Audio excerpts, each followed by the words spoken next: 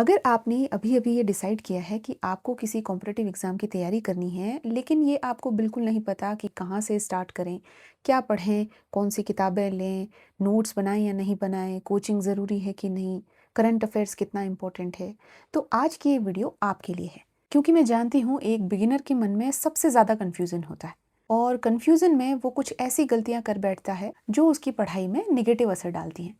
जैसे पहली गलती ये कि एकदम परफेक्ट स्टार्ट का वेट करना। बच्चे ये सोचते हैं कि यार पहले मैं बुक्स खरीद लेता हूँ, उसके बाद एक बढ़िया सा टाइम टेबल बनाऊंगा, उसके बाद अपनी पढ़ाई स्टार्ट करूंगा, या माहौल बनाता हूँ, दोस्तों को ढूंढता हूँ, फिर जाके मैं तैयारी शुरू करूंगा। दूसरी गलती कि यूट्यूब पे 10 अलग अलग टॉपर्स की वो बुक लिस्ट देखता है और फिर वो हर बुक खरीद करके अपने कमरे में बुक्स का ढेर लगा देता है। तीसरी गलती, डे फर्स्ट से ही वो नोट्स बनाने लग जाता है, कलरफुल पेन्स, दर्जनों पेजेस के नोट्स।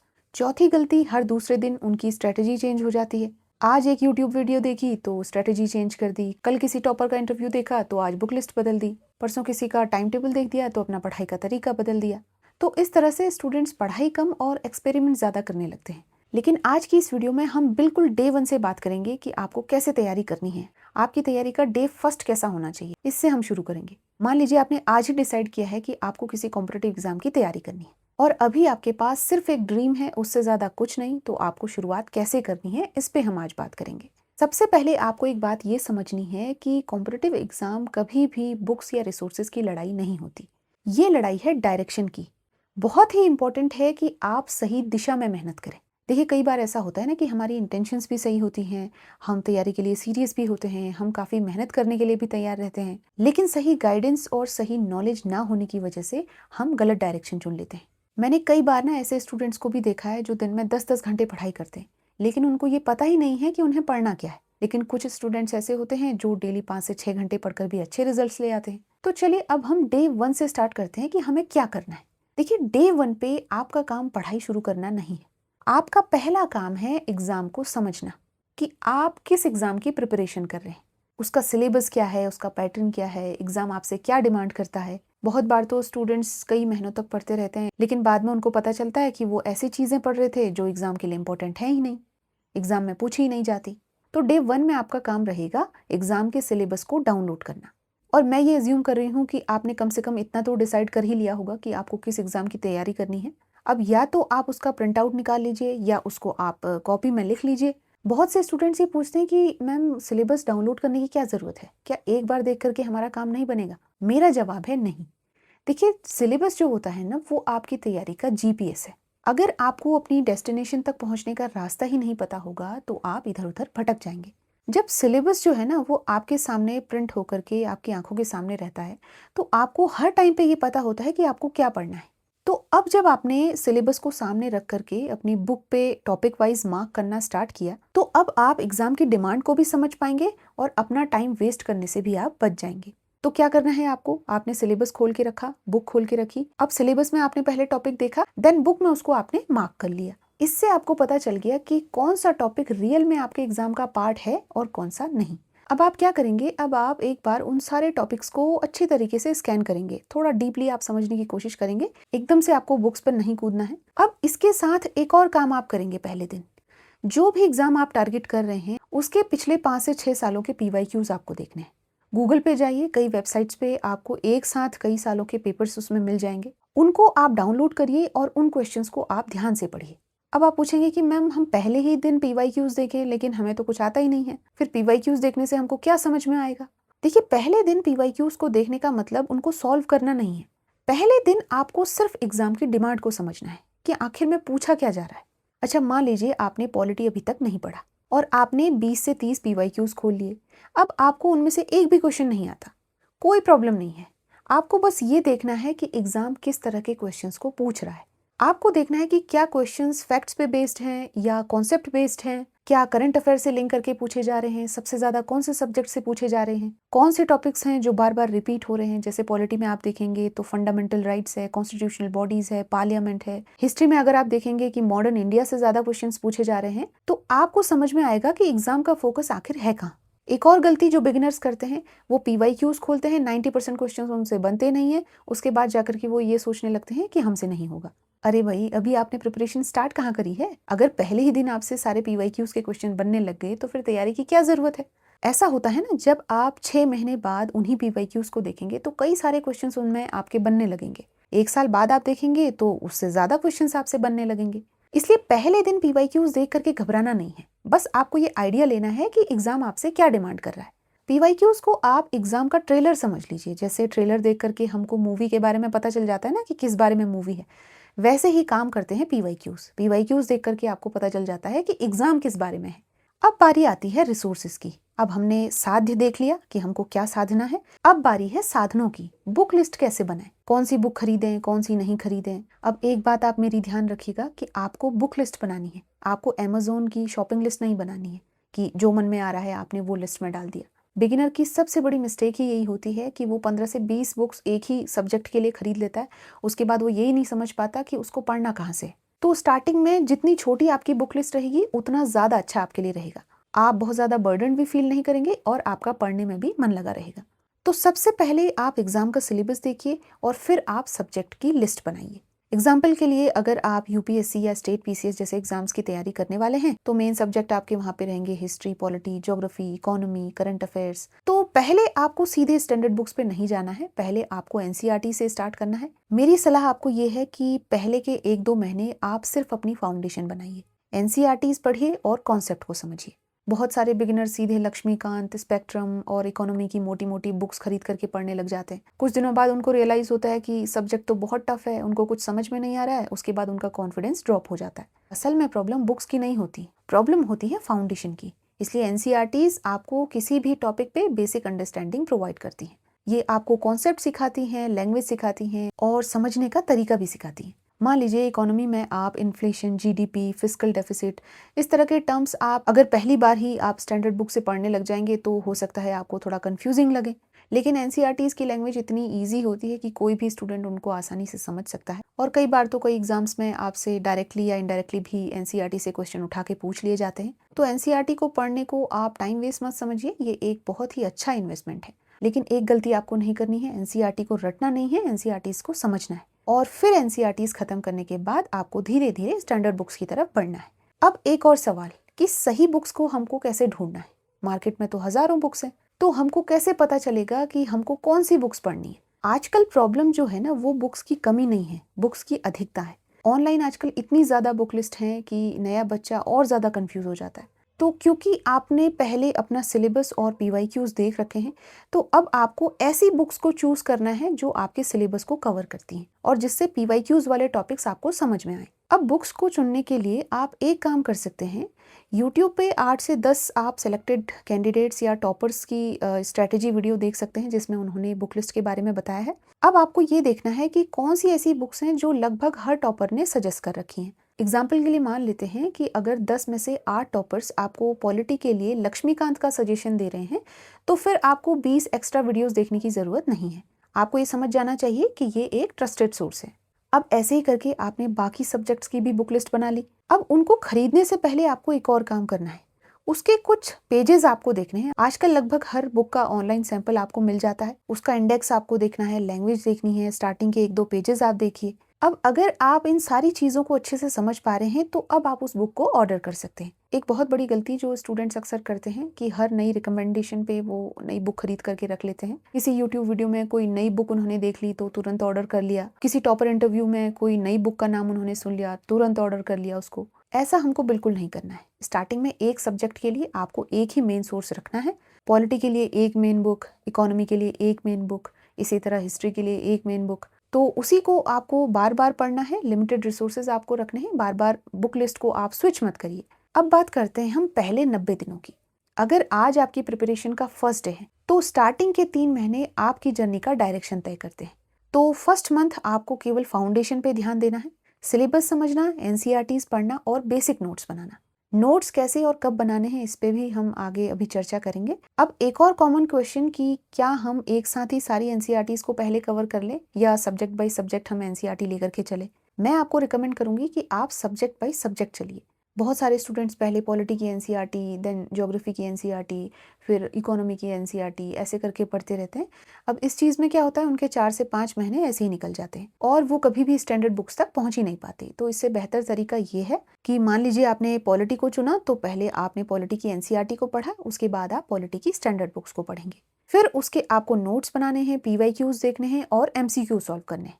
जब आपका पॉलिटी का बेस बन जाए तब आप हिस्ट्री पे स्विच कीजिए। फिर आपको वही प्रोसेस दोहरानी है, NCERT, standard books, notes, PYQs, MCQs और रिवीजन। फिर ऐसे करके आप अन्य सारे सब्जेक्ट्स को भी कवर करेंगे। इस तरीके का सबसे बड़ा फायदा ये है कि एक सब्जेक्ट पूरा एक साइकिल में तैयार होने लगता है, आपको कॉन्फिडेंस भी मिलता है और कॉन्सेप्ट्स भी जल्दी स्ट्रांग होते हैं।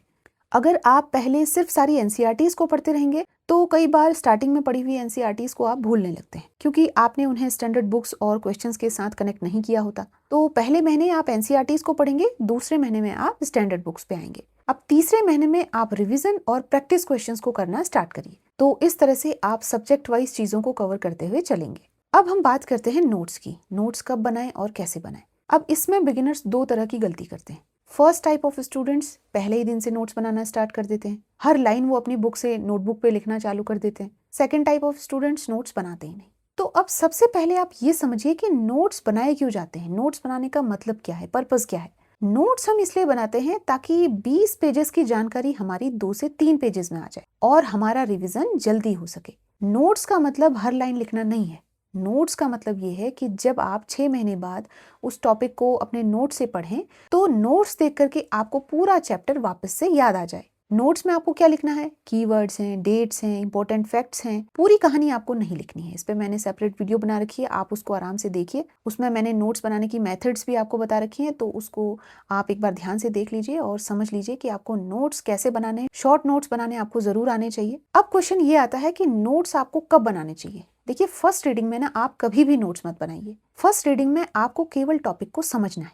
फर्स्ट रीडिंग में आपको ये नहीं पता होता कि क्या आपके लिए इंपॉर्टेंट है और क्या नहीं है। अगर फर्स्ट रीडिंग में आप नोट्स बनाने बैठ जाएंगे तो आप अननेसेसरी कंटेंट भी लिख देंगे उसमें। अब सेकंड रीडिंग में आप इंपॉर्टेंट कीवर्ड्स को, इंपॉर्टेंट फैक्ट्स को आप हाईलाइट कर सकते हैं अपनी बुक में। तीसरी रीडिंग में आप बनाएंगे नोट्स, शॉर्ट नोट्स। उसमें भी आपको कीवर्ड्स हैं, आर्टिकल्स हैं, इंपॉर्टेंट फैक्ट्स हैं, उनको आप कोशिश करिए कि अगर 5-6 पेजेस का आपका बुक में दे रखा है मटेरियल तो उसको आप 1 से 2 पेजेस में समराइज कर दें। यही आपके नोट्स होंगे। अब बात आती है कि नोट्स हमको कैसे बनाने चाहिए। मैं हमेशा आपको short notes, mind maps, flow charts इत्यादि रिकमेंड करती हूँ, क्योंकि एग्जाम से पहले आपको पूरी बुक को दोबारा पढ़ने का टाइम बिल्कुल नहीं होगा। लेकिन अगर आपने 200 पेजेस के चैप्टर्स को 10 से 15 पेजेस में कन्वर्ट कर दिया है तो आपके लिए एग्जाम टाइम पे रिवीजन बहुत ही ईजी हो जाएगा। नोट मेकिंग की फेमस मेथड्स मैंने डेमोन्स्ट्रेट करके अपनी वीडियोस में दिखाई हैं, आप उन वीडियोस को जरूर देखिए। उसमें आप समझ पाएंगे कि आपको नोट्स बनाने कैसे हैं। तो आपको ये याद रखना है कि नोट्स आपको तभी बनाने हैं जब आपको टॉपिक अच्छे से समझ आ गया हो। So read, understand, revise, then make notes. तो अब आपके नोट्स का भी कंफ्यूजन क्लियर हो गया। अब हम बात करते हैं करंट अफेयर्स की, क्योंकि ये एक ऐसा सेगमेंट है जो हर बिगिनर को कंफ्यूज करता है। और इसमें एक कॉमन क्वेश्चन ये होता है कि क्या हर एग्जाम के लिए न्यूज़पेपर रीडिंग इंपॉर्टेंट है या नहीं। मेरा आंसर ये है कि नहीं, हर एग्जाम के लिए न्यूज़पेपर रीडिंग इंपॉर्टेंट नहीं है। सबसे पहले आपको ये समझना होगा कि आपका एग्जाम, जिस एग्जाम को आप टारगेट कर रहे हैं, वो एग्जाम क्या डिमांड करता है आपसे। अगर आप UPSC, state PCS, CAPF, CDS, इस तरह के एग्जाम्स को अगर आप टारगेट कर रहे हैं जहां एनालिसिस, करंट अफेयर्स और अंडरस्टैंडिंग की जरूरत होती है, तो वहां पे आपको न्यूज़पेपर पढ़ना इंपॉर्टेंट हो जाता है, जरूरी हो जाता है।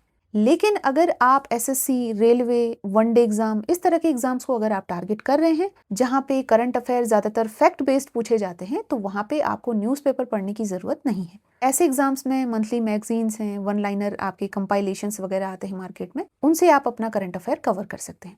अब सवाल आता है कि करंट अफेयर्स करें कैसे। देखिए, अगर आप न्यूज़पेपर पढ़ रहे हैं तो आपको इन कुछ सेगमेंट्स पे ध्यान देना है। नेशनल इंपॉर्टेंस के इवेंट्स हैं, आईआर है, इकोनॉमिकल इश्यूज हैं, science and tech related news हैं, स्कीम्स, रिपोर्ट्स, इंडेक्स, ये सारी चीज़ें आपको पढ़नी है और डे फर्स्ट से ही आपको न्यूज़पेपर रीडिंग की हैबिट बनानी है।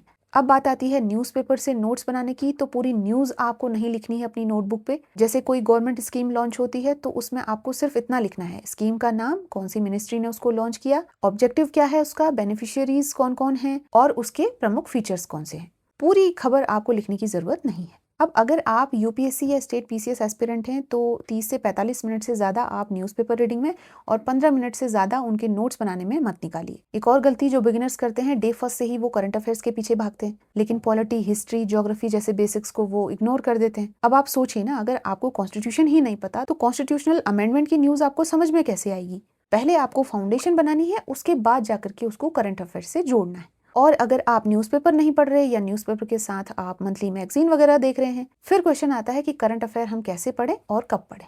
सबसे पहले आपको ये समझना है कि मंथली मैगजीन कोई नोवेल नहीं है जिसको आपको लाइन बाय लाइन पढ़ना है। बिगिनर्स क्या करते हैं, पहले मोटी मोटी 100 पेजेस की मैगजीन खरीद लेते हैं और उसको फिर वो बुक्स की तरह पढ़ना स्टार्ट कर देते हैं। 10 से 15 दिन बाद भी वो मैगजीन खत्म नहीं होती और नई मैगजीन मार्केट में आ जाती है नई महीने की। फिर आपका बैकलॉग बनना स्टार्ट हो जाता है। तो मंथली मैगजीन को आपको रिविजन मटेरियल की तरह पढ़ना है। अब बात आती है कि मंथली मैगजीन हम कब पढ़ें। अगर आप न्यूज़पेपर पढ़ते हैं तो मंथ के एंड में आप अपनी मंथली मैगजीन को कवर कर सकते हैं, उससे आप अपना रिवाइज कर सकते हैं।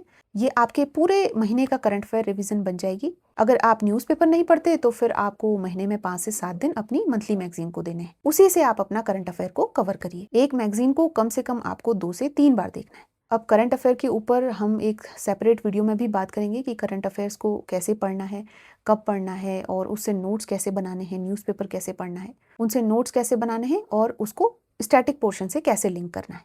अब लास्ट आपका बच जाता है मॉक टेस्ट, कि मॉक टेस्ट आपको कब स्टार्ट करने हैं। तो मॉक टेस्ट जो है वो आपको सिलेबस कंप्लीट होने के बाद ही स्टार्ट करने हैं। हालांकि एमसीक्यूज आप टॉपिक वाइज लगाना स्टार्ट कर सकते हैं। जैसे ही आपका कोई टॉपिक कवर होता है तो आप ऑनलाइन या ऑफलाइन जो भी सोर्स आपको मिल रहा है वहां से आप एमसीक्यू की प्रैक्टिस चालू कर दीजिए। जैसे एग्जांपल के लिए आपने पॉलिटी में पार्लियामेंट का चैप्टर पूरा कर लिया या फिर फंडामेंटल राइट्स का चैप्टर पूरा कर लिया, तो उन टॉपिक्स के आप क्वेश्चन प्रैक्टिस कर सकते हैं ऑनलाइन या ऑफलाइन, जैसे भी आपको अच्छा लगता हो। मॉक टेस्ट पे भी मैंने सेपरेट वीडियो बना रखी है, आप जाकर के देखिए और समझिए कि कैसे आपको मॉक टेस्ट देने हैं, कब देने हैं, क्या सही स्ट्रेटजी है मॉक टेस्ट के लिए।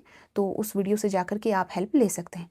तो इस तरह से आपको प्रिपरेशन करनी है। तो स्टार्टिंग के 90 दिन का एग्जाम्पल लेकर के हमने समझा कि कैसे आप अपनी फाउंडेशन मजबूत करेंगे। अब 90 दिनों के बाद जो भी आपका सब्जेक्ट बाकी रह गया है, जिसका भी सिलेबस कंप्लीट करना रह गया है, उसको आप कंप्लीट करेंगे और करेंगे आप revision, MCQ practice, full length मॉक्स आप देंगे, साथ ही वीक एरियाज को इम्प्रूव करेंगे। 90 दिन तक आपने पैटर्न समझा, सिलेबस समझा, एनसीईआरटीज कवर करी, आपने स्टैंडर्ड बुक्स को पढ़ा, नोट्स बनाने की आदत आपने डाली, एमसीक्यू प्रैक्टिस करने की आदत डाली। अब 90 दिन बाद भी सब्जेक्ट्स तो आप पढ़ते ही रहेंगे, लेकिन उसके साथ आप क्या करेंगे, अब आप अपने शेड्यूल में रिवीजन है, एमसीक्यू है, मॉक टेस्ट है, इन सारी चीजों को भी जोड़ते चले जाएंगे। अब हम बात करते हैं कि आपका डेली रूटीन क्या होना चाहिए, आपका टाइम टेबल आप कैसे सेट करेंगे। देखिए, आपको हमेशा अपना टाइम टेबल जो है ना, अपनी कैपेसिटी के हिसाब से, अपनी लाइफस्टाइल के हिसाब से और अपने कंफर्ट के हिसाब से आपको कस्टमाइज करना होगा।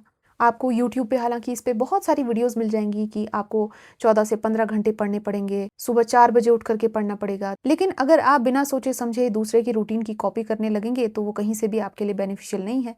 4-5 दिन बाद ही आप एग्जॉस्ट हो जाएंगे, आपको कुछ समझ में नहीं आएगा और आपका कॉन्फिडेंस ड्रॉप हो जाएगा। तो इससे अच्छा ये है कि आप अपनी कैपेसिटी के हिसाब से और अपने कंफर्ट के हिसाब से अपना टाइम टेबल खुद डिसाइड करिए।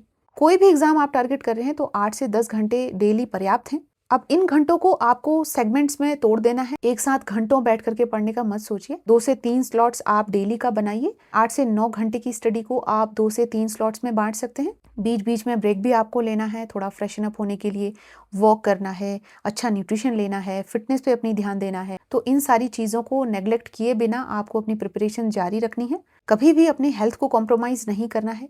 एग्जाम आपके आते जाते रहेंगे, लेकिन हेल्थ आपके लिए बहुत इंपॉर्टेंट है। हेल्दी रहेंगे, हेल्दी लाइफस्टाइल आप जिएंगे, तभी जाकर के आप पढ़ाई भी कर पाएंगे और जॉब भी कर पाएंगे। सो फ्रेंड्स, आई होप कि मेरी इस वीडियो से आपको क्लैरिटी मिली होगी। जिन बच्चों को तैयारी स्टार्ट करने में डिफिकल्टी आती है, उनको समझ में नहीं आता कि उनको तैयारी शुरू कैसे करनी है, पहले दिन मुझे क्या करना है, शुरू के कुछ महीने मुझे अपनी पढ़ाई को कैसे लेकर के जाना है, तो इन सारी चीज़ों पे हमने आज बात करी।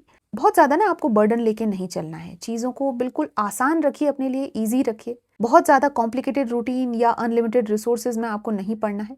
गोल अपना क्लियर रखना है कि आपको कौन सा एग्जाम टारगेट करना है, कौन सा एग्जाम हिट करना है, उसी हिसाब से अपनी पढ़ाई को आपको जारी रखना है। So thank you so much for watching the session. See you soon with another important video. Till then, keep learning, keep working hard, stay fit, all the best, take care.